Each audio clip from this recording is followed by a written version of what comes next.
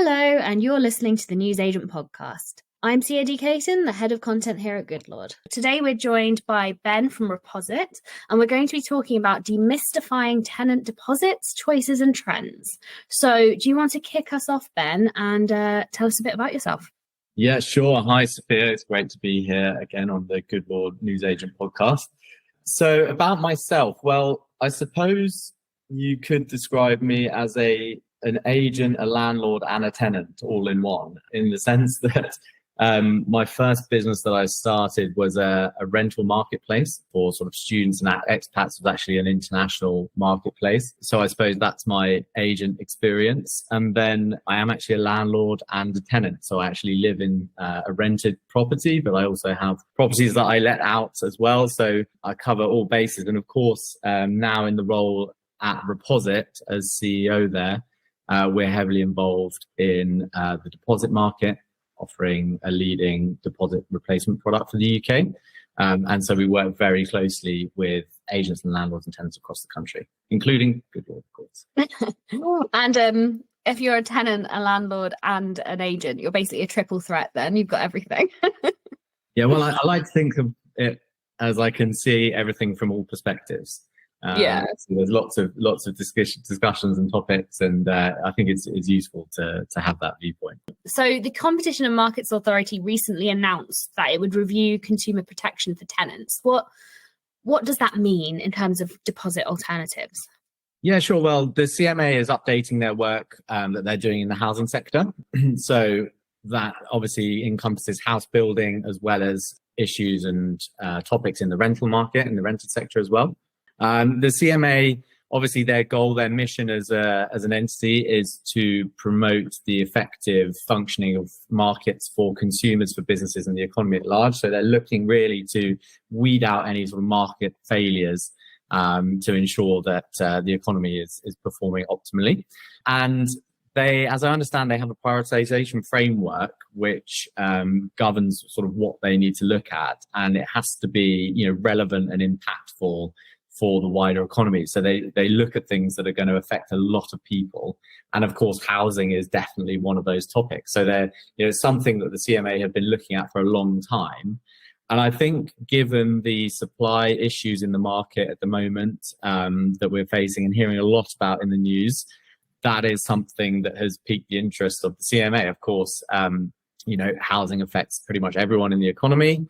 There's a lot of issues at the moment with supply of housing, rent price increases, obviously in the backdrop of the macroeconomic picture with inflation and so forth.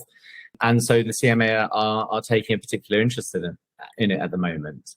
And they have actually identified 5 particular areas that they're looking into in the private rented sector. And as you mentioned, one of those is actually the deposit replacement market and deposit replacement products. What do you expect the outcome of this to be? Yeah, well, what they have said so far is that they are updating their guidance for lettings agents. That's the intention that they've set out, which I certainly think, is a good thing. I think to a certain extent, why have they picked deposit replacements to look at? I think it's because they are becoming more prevalent. So in some ways it's very validating. It was often, previously seen as a bit of a niche product and often misunderstood and so forth. And we're actually definitely seeing a growth and increased prevalence of the use of deposit alternatives and deposit replacement products from tenancies. So as I say, I think it's very validating that the CMA are taking interest in looking into this space. And what they've said so far is that they plan to update their guidance for lettings agents. So I think that will be useful to perhaps give, obviously better official guidance about these products. Obviously, we know that the government has been updating the How to Rent guide. It was updated in March and then just recently as well. And actually, it's the first time that the How to Rent guide actually talks about deposit alternative products. And we see in there that it's strongly recommending that agents, landlords and tenants make sure that they're using an FCA regulated product. So it may be that the CMA are looking into that more closely, and they may sort of echo that guidance that's been added into the How to Rent guide, but also just to kind of inform better the market as a whole on how and why to use these sorts of products. Beyond that, we don't know yet, if they're going to take any follow-up actions or further investigation or something like that. We're not sure. I mean, all they've said so far is that they're planning to update their guidance for agents. And it's interesting how it's become like so much more important, isn't it? And you were kind of touching on the fact that you've seen the use of this increase a lot. Do you think there's any particular reason why it's become more popular for deposit alternatives? I mean, I can certainly talk with respect to Reposit in particular. I think from our perspective, Reposit was actually founded in 2015, which I still think is yesterday, but apparently it's 8 years ago. And, so we're actually the first and longest standing deposit alternative product in the UK market, and today a market leader. And I think that position, what does that mean? Why is that significant? Well, we came at this from quite an innovative standpoint. We wanted to create a more efficient product that served every stakeholder in the rental process. So, agents, landlords, and tenants alike. How can we reduce friction from the rental process and create a better product, a better solution for this market? And, we set about doing that, and it took a long time. It took a long time to get the structure in place.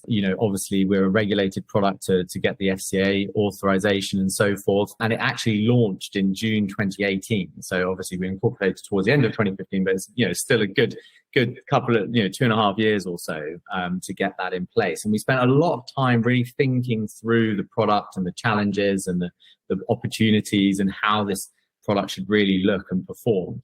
And we think we came out with a very good product, but it certainly faced skepticism in the market initially. And I think that's just because cash is cash. It's been done, that way for years. Why question it? Why change it? And so we very much had to prove through showing and doing rather than just kind of telling and having a sort of easy ride from the start. And so I think, the story of Reposit has been one of a slow but steady build. And now we're sort of getting to a bit of a tipping point where a lot of people in the market are using these products and actually seeing the value, and therefore they're becoming, more and more prevalent. That's certainly from our perspective, and I do note that there have been changes such as the Tenant Fees Act, obviously impacted the revenues that agents could make, and Reposit is actually a compliant way that agents can generate commission as well. So, that did drive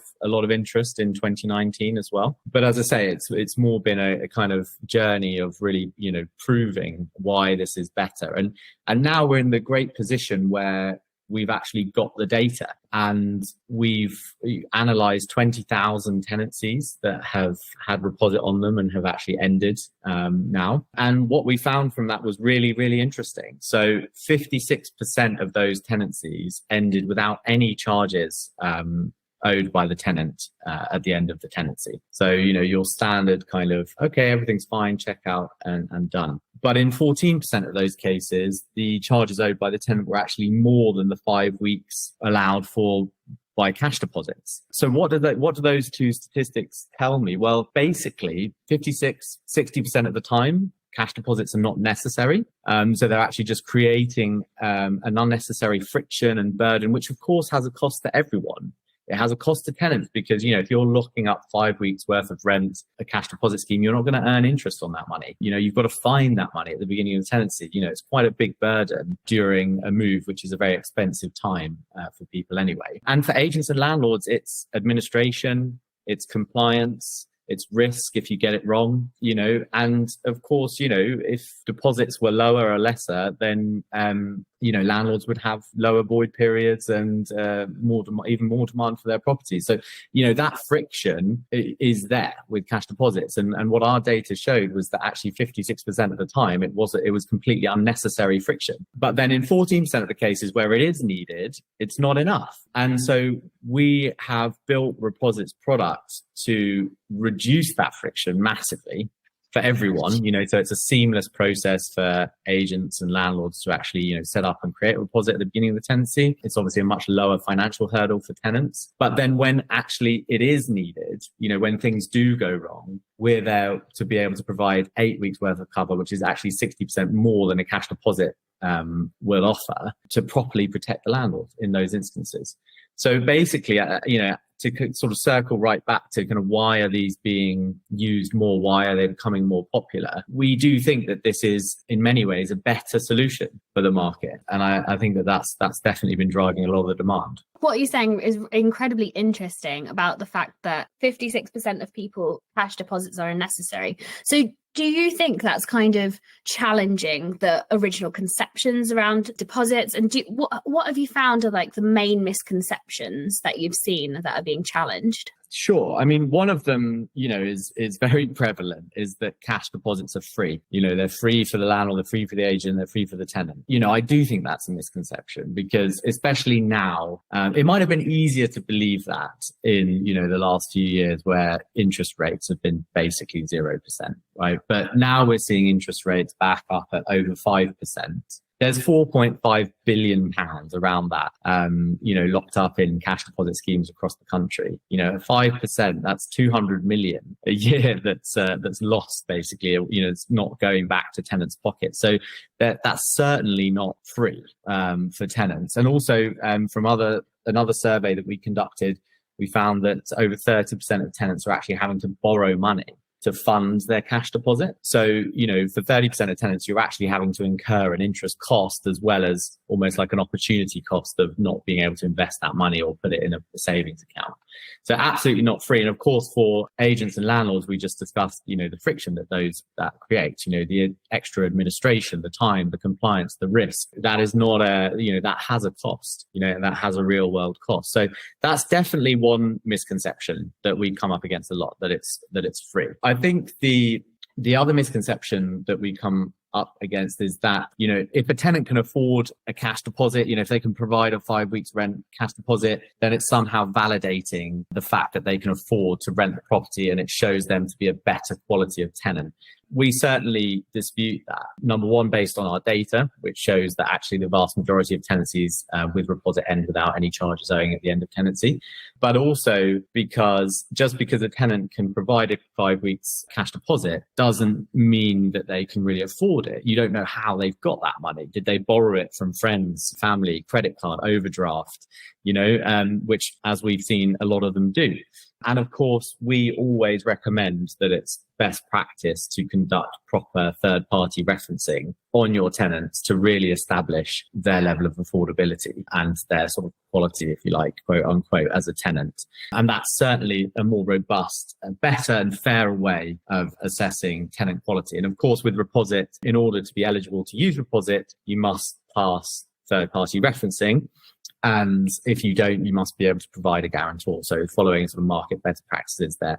And that's really, how we recommend that, tenant quality, if you like, is assessed rather than whether they can pay a cash deposit or not. Yeah, and that makes sense. There was actually some new rules in Northern Ireland, wasn't there, earlier this year? And I was wondering what you made of those new deposit rules. Yeah, absolutely. Interesting you bring that up. We've actually recently launched in Northern Ireland, so Reposit is now available there, partly as a result of that, but partly also because we've just wanted to operate there for a long time.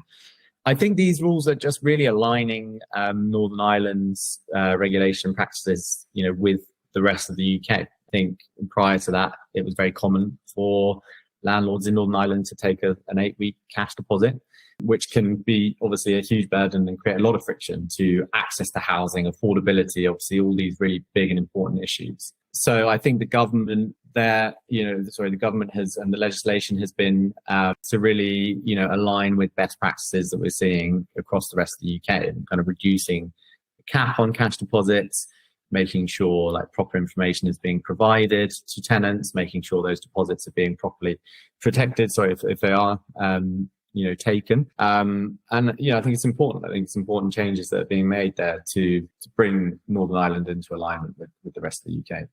Yeah. And then, and not just the UK, but for England, obviously something huge is coming up is the Renters Reform Bill. And although it hasn't passed through the parliamentary process yet, and a lot of it is still up in the air, what do you foresee will happen with deposits under the Renters Reform Bill if it does get into place in England?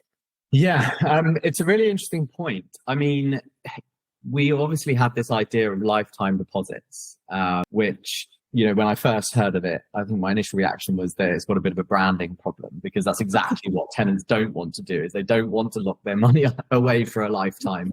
That's the whole problem. I think that idea was sort of banded around a bit, and they were doing some investigation looking into what could be done there. But in the Reform Bill white paper that we saw come out in summer 2022, they basically shelved that idea in favour of observing developments in the private market, i.e. deposit alternative products. I think, government have seen and noted the development of deposit alternatives, and they do see that actually this could be a great solution. I think the government can be in a slightly tricky position when it comes to deposits, because, if they do something that helps tenants, it's usually bad for the landlords. If they do something that helps landlords, it's usually bad for the tenants. So it's a bit of a zero-sum game. And how do you break out of that? Well, it's very difficult to do that with regulation. But what you can actually help is actually innovation. And that's where deposit replacement products come into play. And I think the government have acknowledged that this is an interesting innovation, an interesting progression in the market that does actually present a valid and viable alternative to the market.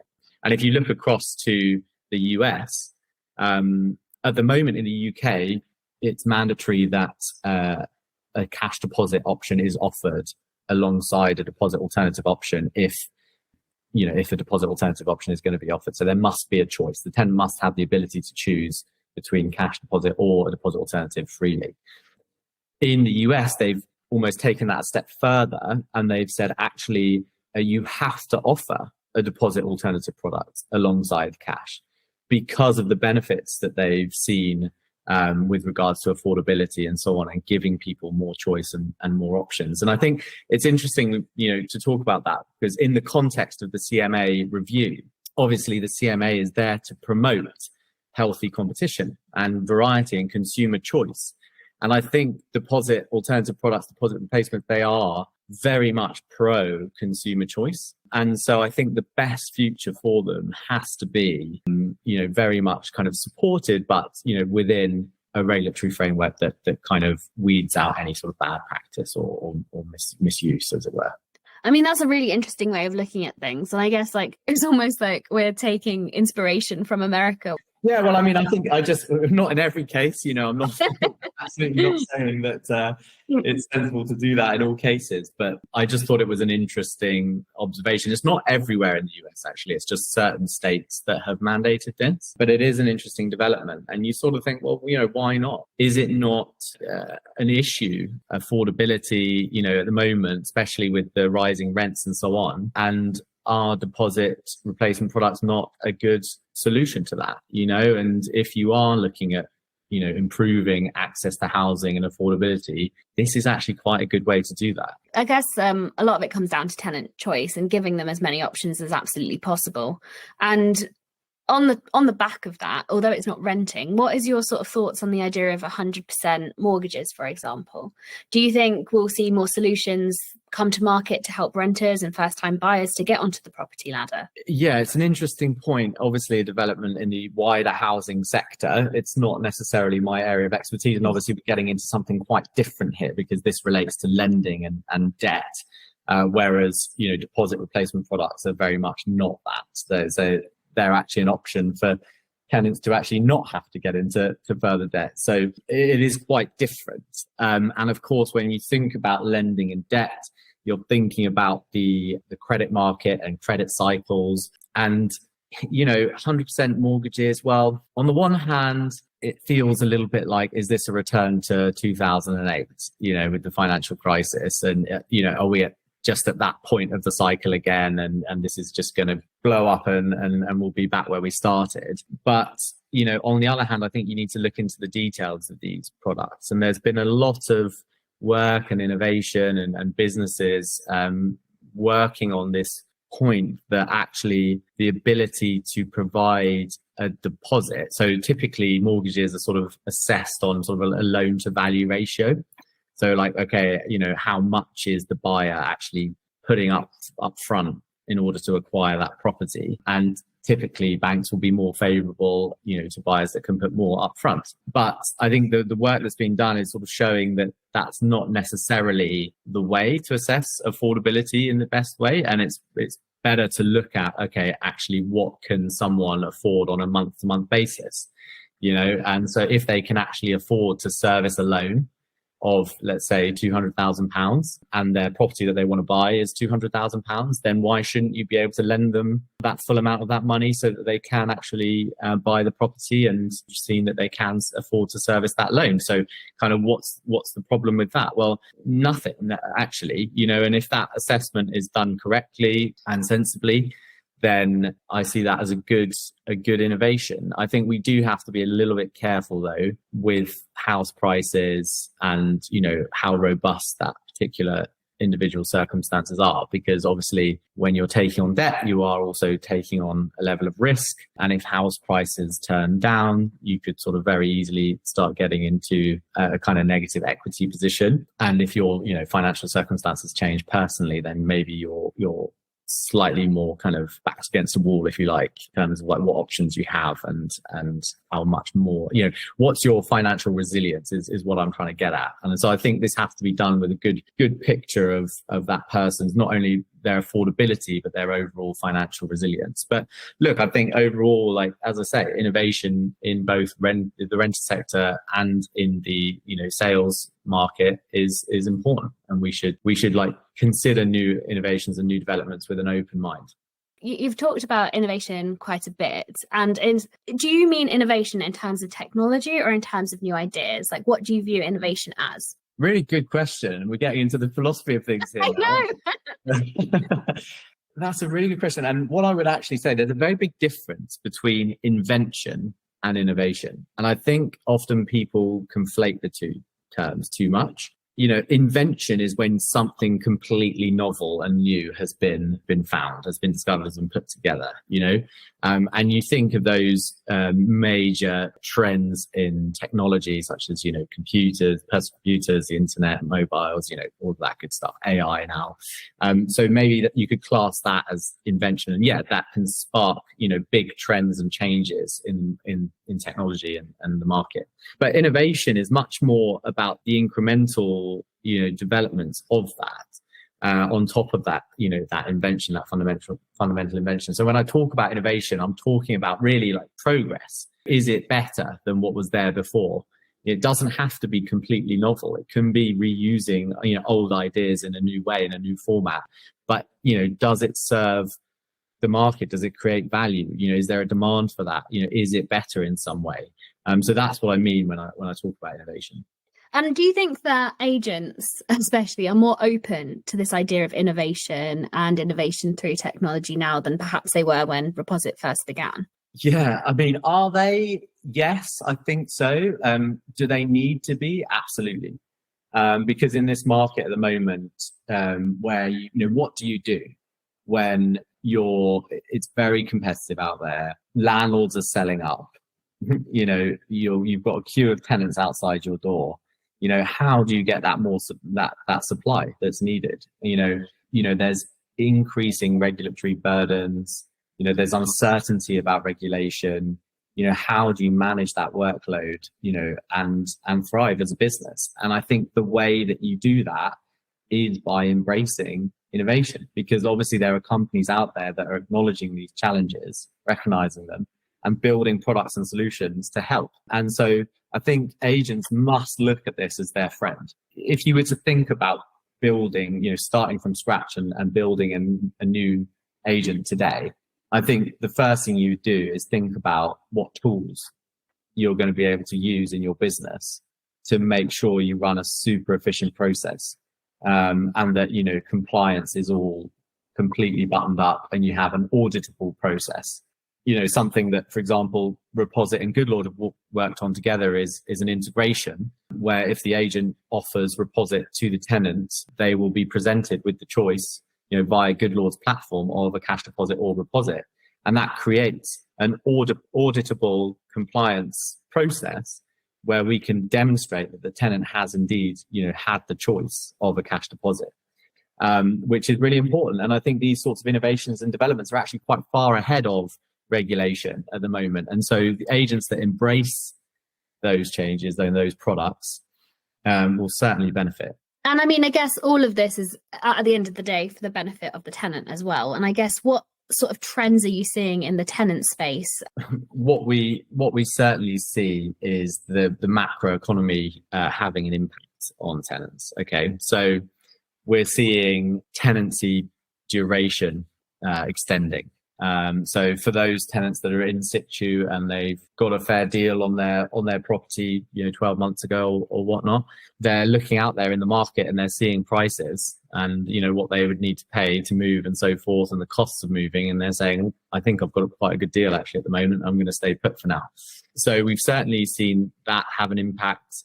That's been, I think, the most notable changes. I think we have seen a strong demand for our product. And I think in a market where interest rates are that much higher, the cost of cash deposits is basically increasing for tenants. So that certainly helps fuel demand. But having said that, we've always seen a strong demand amongst tenants for the product. So it's not actually a notably significant difference at the moment. Obviously, there are topics coming out on pets in lets and things like that. I think that's more of an aftermath of COVID, which is very topical, and that is certainly on people's minds a lot. I've certainly got lots of friends who have ended up with 2 cats and a dog after the COVID experience. What used to be done with pets and what's still done in other countries across Europe, is if a tenant has a dog or a cat or whatever it may be, they're asked for a slightly higher deposit. Now in the UK, you're not allowed to do that. But actually, taking a deposit alternative product that offers the landlord slightly extra protection is a good solution. And then we're seeing these ideas around pet insurance and so on. But I think you got to think about what's the most important thing day and age. It's access to housing. Which would you prefer? Not allowing or not enabling a tenant with a pet to rent a property because the landlord's not allowed to take a high deposit, or actually finding a way for them to be able to do that. Those are important issues at the moment. And so what else have you noticed about, trends in the build to rent sector, for example? Build to rent is obviously, when we talk about housing and housing supply, it's obviously a great way to bridge some of that gap. It is, there's been a lot of investment in the UK build to rent sector over the last, decade really. And it does take quite a while to bring these new developments to the market. Planning process and financing process, they're big projects. So it's not a quick win, but certainly, it is a good solution. And, especially in big city centres and so forth. And they do tend to provide a really great quality of accommodation and service. And, we work with a number of big build to rent partners, and they really think of their tenants as customers, as residents, that they're there to kind of look after them, to deliver a great service. They measure resident satisfaction, NPS, and they're really involved in that. They have maintenance people on site. So I think it's a great quality product. And the more that we can see of that, and the more of these sorts of projects that can come to fruition, I think is important. And of course, agents are looking at this sector as well with increasing interest, because many agents are appointed to lease up these new developments that have come to the market. And it's a great solution if you can work with a build to rent provider and they have 200 units to let. That's certainly going to help give you the supply you need to satisfy the demand that you're getting at the moment from tenants. So build to rent is definitely an interesting product, and something that is certainly growing, has been growing, and will continue to grow, I think, in the UK. And a lot of these government regulations that have been coming out have certainly squeezed, I think, the private landlord, and perhaps pushed towards greater professionalization in the industry. We're seeing a lot of landlords, creating companies and, managing larger portfolios of properties through companies, and, build, more demand and more build to rent developments being sort of authorized and so forth. So it does certainly seem like the government may have been trying to professionalize more the supply of housing in the private rental sector through these policies. Although, as we've certainly seen, I think that's probably gone too far, and they might be shooting themselves in the foot at the moment. I guess on the back of those important issues and those frictions, I guess my last question for this would be, What tips would you recommend to share to avoid any disputes when it comes to deposits for both tenants and agents and landlords? Yeah, good question. I think, it's just going back to the basics, isn't it? It's, get a good inventory done at the beginning of tenancy. And, again, I mentioned, new products and tools and technologies that can help. It used to be a very laborious process, let's be honest. And a lot of landlords and agents didn't do it for that reason. As I said at the beginning, if 60% of tenancies, end without any charges anyway, you could take your chances. It's almost quite a rational decision. But it doesn't work out well when things go wrong. And that's, of course, when you need it. So there are great tools, inventory software tools now that make that process super easy, super quick, super cheap, that agents can benefit from. And they should be, of course, using. Make sure referencing is done properly. Third-party referencing companies, specialists can really, really help there. They can give you a lot of efficiency. There are great technologies coming out now, like open banking and so forth, that can really help give a good picture of your tenants' affordability. And that's is so important. We have seen, you talked about trends earlier, there has been a bit of a rise of tenancy fraud. Of course, as rents are escalating, there's more people that just don't have a choice, and they need somewhere to live. And that puts a lot of pressure on people and causes them to do things that perhaps they otherwise wouldn't. So, get good referencing. It's worth the investment. And then, of course, during the tenancy, stay in regular communication, be responsive to your tenants, check in every 3 months or so, just to make sure things are running smoothly. And it doesn't have to be a formal process. It's sort of about building that relationship with your tenant. I always think that you've got someone, as a landlord, you've got someone living in your property, and, you should have a good relationship with them. It shouldn't always just be formal and difficult, so try to build that relationship. And of course, being responsive to their questions and needs is a really good way to do that. And then, of course, at the end of tenancy, the checkout report, again, the inventory tools will help you with this as well.